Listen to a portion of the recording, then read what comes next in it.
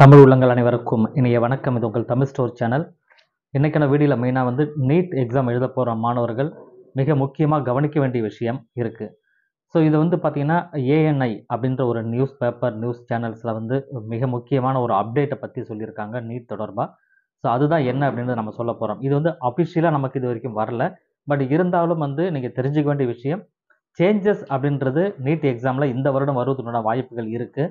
So NDA இதற்கு முன்பாக நிறைய நமக்கு சின்ன சின்ன அப்டேட் கொடுத்துட்டே இருந்தாங்க. இப்போ ஒட்டுமொத்தமாக சேர்த்து ஒரே ஒரு பல்காக ஒரே ஒரு அப்டேட் அப்படின்ற மாதிரி இது என்டிஏ தரப்புலேருந்து கொடுக்கட்டாலும் ஸோ விரைவில் அஃபிஷியலாக நியூஸ் வரும் அப்படின்ற நம்பிக்கையில் தான் இந்த விஷயங்கள் என்னன்றதை உங்கள்கிட்ட சொல்லிக்கணும் அப்படின்றதுக்காக இந்த வீடியோ. பட் இதில் பார்த்தீங்கன்னா ஸ்டூடெண்ட்டும் நிறைய பேர் கேட்டிருந்தீங்க. ஸோ சில சில விஷயங்கள், அதாவது இந்த மாதிரி நியூஸ் பேப்பர்ஸ் எல்லாம் வந்திருக்கு, இதெல்லாம் கரெக்டாக அப்படின்றது. பட் அஃபிஷியலாக விரைவில் வரும்னு சொல்லி நம்ம எதிர்பார்க்குறோம். இதை தெரிஞ்சுக்க வேண்டிய விஷயந்தான் இது. அதனால் என்னன்றது நீங்கள் தெரிஞ்சுக்கோங்க. ஸோ ஃபஸ்ட்டு பார்த்தீங்கன்னா என்ன சொல்கிறாங்க அப்படின்னா, ஒரு ப்ரொஃபஷ்னல் ரிலேட்டடான எத்திக்ஸ். இந்த எத்திக்ஸ் பார்த்தீங்கன்னா ஒரு எத்திக்கல் வேல்யூ அப்படின்னு சொல்லுவாங்க. ஸ்டூடெண்ட்டுடைய எத்திக்கல் வேல்யூ டெஸ்ட் பண்ணுற மாதிரி ஒரு செக்ஷன். ஸோ இது வரப்போகிறதா சொல்கிறாங்க. இப்போ நமக்கு பார்த்தீங்கன்னா ஒரு சப்ஜெக்ட்லையுமே எத்தனை கொஸ்டின் கேட்பாங்களோ அத்தனை தான் இருக்கும். அதில் எந்த சேஞ்சஸும் கிடையாது. எவ்வளோ மார்க்கு அவுட் ஆஃப் 720 அப்படின்னா 720 மார்க்ஸுக்கு எந்த சேஞ்சஸும் கிடையாது. ஸோ உங்களுக்கு நெகட்டிவ் மார்க்ஸ்லையோ மார்க் கொடுக்கறதுலையோ சரியான ஆன்சர்லையோ தவறான ஆன்சர்லையோ எந்த சேஞ்சஸும் கிடையாது. அதெல்லாம் ஆஸ் யூஷுவல் எப்பயும் போல் உங்களுக்கு உண்டு. இப்போ என்ன சொல்லியிருக்காங்கன்னா எத்திக்கல் வேல்யூஸை கண்டுபிடிக்கிறாங்க ஸ்டூடெண்ட்டுக்கிட்ட இருந்து.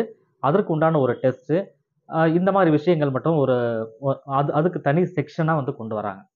ஸோ இது எதற்காக அப்படின்னா, சின்ன சின்ன கொஸ்டின்ஸாக தான் இருக்கும். ரொம்ப பெரிய அளவில் இருக்காது. சின்ன சின்ன கொஸ்டின்ஸ் தான் அது. நீங்கள் ஒரு மருத்துவர் ஆகிட்டு நீங்கள் என்ன செய்வீங்க, எந்த மாதிரி எண்ணத்தில் நீங்கள் இருக்கிறீங்க அப்படின்றத அவங்க தெரிஞ்சுக்கணும் அப்படின்றதுக்காக மெயினாக அதை மாதிரி கொஸ்டின்ஸை கேட்குறாங்க.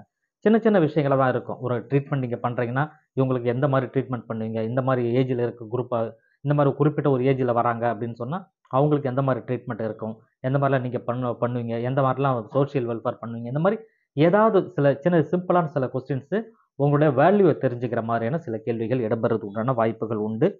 சின்ன சின்ன ஆப்டிடியூட் டெஸ்ட், சின்ன சின்ன ஆப்டிடியூட் கொஸ்டின்ஸு அதுவும் அதில் கேட்பாங்க.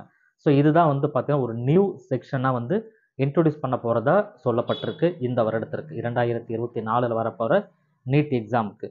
ஸோ அடுத்து இரண்டாவது மிகப்பெரிய ஒரு அப்டேட் அப்படின்னு பார்த்தீங்கன்னா இந்த டை பிரேக்கிங் அப்படின்னு சொல்கிறது.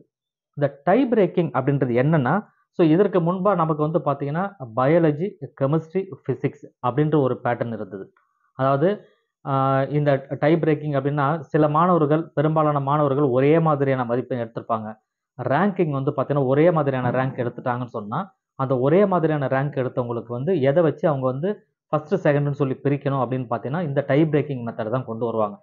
அதுக்கு தான் என்னென்னா பயாலஜி, ஃபிசிக்ஸ், கெமிஸ்ட்ரி ஃபஸ்ட்டு பயாலஜியை பார்ப்பாங்க, அப்புறம் கெமிஸ்ட்ரியை பார்ப்பாங்க, அதுக்கப்புறம் ஃபிசிக்ஸை பார்ப்பாங்க, அதுக்கப்புறம் கெமிஸ்ட்ரி பார்ப்பாங்க. இது ஓல்டு பேட்டர்ன். ஸோ இப்போ என்ன பண்ணிடுறேன், சின்ன சேஞ்சஸ் தான். பயாலஜி, கெமிஸ்ட்ரி, ஃபிசிக்ஸ் அப்படின்னு சொல்லி மாற்றுறாங்க, அவ்வளோதான். ஸோ பயாலஜி ஃபஸ்ட்டு பார்க்கறது, அதுக்கப்புறம் கெமிஸ்ட்ரியை பார்க்கறது, அதுக்கப்புறம் கடைசியாக தான் ஃபிசிக்ஸை பார்ப்பாங்க மார்க்கு. ஸோ என்ன அப்படின்னா ஒரே மாதிரியான மதிப்பெண் எடுத்துட்டாங்க அப்படின்னா, ஒரே மாதிரியான ரேங்க் எடுத்துட்டா அவங்க இண்டிவிஜுவல் சப்ஜெக்டில் இருக்கிற மதிப்பெண்ணை பார்ப்பாங்க. அந்த இண்டிவிஜுவல் சப்ஜெக்ட்லேயே எதை முன்னாடி பார்க்கணும், எதை பின்னாடி பார்க்கணும், எதை தேர்டு பார்க்கணும் அப்படின்ற விஷயங்களை அவங்க அந்த சீக்வன்ஸை கொண்டு வந்திருக்காங்க இல்லையா. ஸோ அதுதான், அதாவது என்ன அப்படின்னா பயாலஜி, கெமிஸ்ட்ரி, ஃபிசிக்ஸ், பயாலஜி பார்த்து அதுவும் கரெக்டாக இருந்ததுன்னா கெமிஸ்ட்ரி பார்த்துட்டு அதுவும் கரெக்டாக இருந்ததுன்னா ஃபிசிக்ஸை பார்க்குறது ஒரு சேஞ்சஸாக இந்த வருடம் வரப்போகிறதா சொல்லியிருக்காங்க. 2 மிகப்பெரிய சேஞ்சஸ். அதுக்கப்புறம் என்னென்னா ரிடியூஸ்டு சிலபஸ் அப்படின்னு இருக்கு இல்லையா. அந்த ரிடியூஸ்டு சிலபஸ் நமக்கு ஏற்கனவே அப்டேட் கொடுத்துருந்தாங்க, நாமளும் நம்ம சேனலில் கொடுத்துருந்தோம். அந்த ரிடியூஸ்டு சிலபஸ் என்னவோ அந்த ரிடியூஸ்டு சிலபஸ் படி தான் அது நடக்கும். ஒரு 97 சாப்டர்லேருந்து பார்த்தீங்கன்னா இப்போ 79 சாப்டராக குறைஞ்சிருக்கு. கிட்டத்தட்ட அந்த ரேஞ்சுக்கு தான் உங்களுக்கு வரும். ஸோ அதை தவிர்த்து அவுட் ஆஃப் போர்ஷன் அது வேறு எதுவும் கேட்க மாட்டாங்க. ரிடியூஸ்டு சிலபஸ்லேருந்து தான் கேள்விகள் வரும் அப்படின்றது ஒன்று. ஸோ இன்னொன்று லாங்குவேஜ் ஆப்ஷன் எக்ஸ்பேண்ட் பண்ணியிருக்காங்க. Language option expand. So language option அப்படின்னா என்னென்னா, நமக்கு யூஸ்வலாக ஒரு 13 லாங்குவேஜ் நமக்கு கொஸ்டின் பேப்பர் வரும். ஸோ 13 லாங்குவேஜில் ரீஜனல் லாங்குவேஜ் ஆப்ஷன் மாறும். ஸ்டாண்டர்டாக இங்கிலீஷ் அப்படின்றது வரும். ஸோ இங்கிலீஷில் இருக்கும். ரீஜனல் லாங்குவேஜ் நீங்கள் என்ன செலக்ட் பண்ணுறீங்களோ அந்த லாங்குவேஜ் வரும் இல்லையா.